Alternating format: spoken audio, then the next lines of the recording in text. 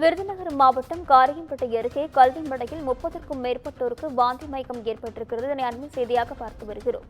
வாந்தி மயத்திற்கு ஆளான 30க்கும் மேற்பட்டோர் மருத்துவமனைகளில் அனுமதிக்கப்பட்டுள்ளனர்.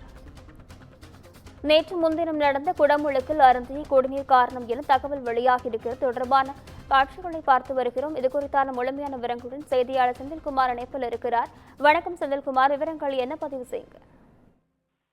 அதாவது நிஷா, விருதுநகர் மாவட்டம் காரியாபட்டி அருகே உள்ள கள்ளிமடை கிராமத்தில் சிறுவர் சிறுமிகள் உட்பட 30க்கும் மேற்பட்டோருக்கு திடீரென வாந்தி மயக்கம் ஏற்பட்டுள்ளது. வாந்தி மயக்கம் ஏற்பட்ட அனைவரும் அருகில் உள்ள முக்குளம் அரசு ஆரம்ப சுகாதார நிலையத்திற்கும் மற்றும் மதுரை அரசு மருத்துவமனைக்கும் அனுப்பி வைக்கப்பட்டுள்ளனர். சிகிச்சைக்காக அனுமதிக்கப்பட்டுள்ளனர்.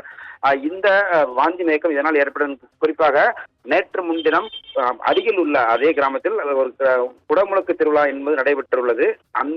அங்கு குடிநீர் விநியோகிக்கப்பட்டதாகவும் கூறப்படுகிறது. அந்த குடிநீரில் அந்த வாந்தி மயக்கம் ஏற்பட்டிருக்கலாம் எனவும் கூறப்படுகிறது. மேலும் நேற்று கிராமத்தில் மீன் சந்தை என்பது நடைபெற்று அதிக அளவிலான மீன்கள் என்பது விற்பனை செய்யப்பட்டுள்ளது.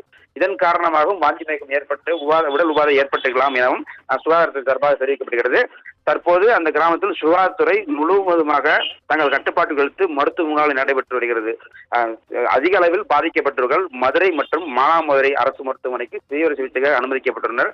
தொடர்ந்து அந்த பகுதியில் ஒரு பதட்டமான சூழ்நிலை காணப்படுகிறது. நிஷா. செந்தில்குமார், விவரங்களுக்கு நன்றி.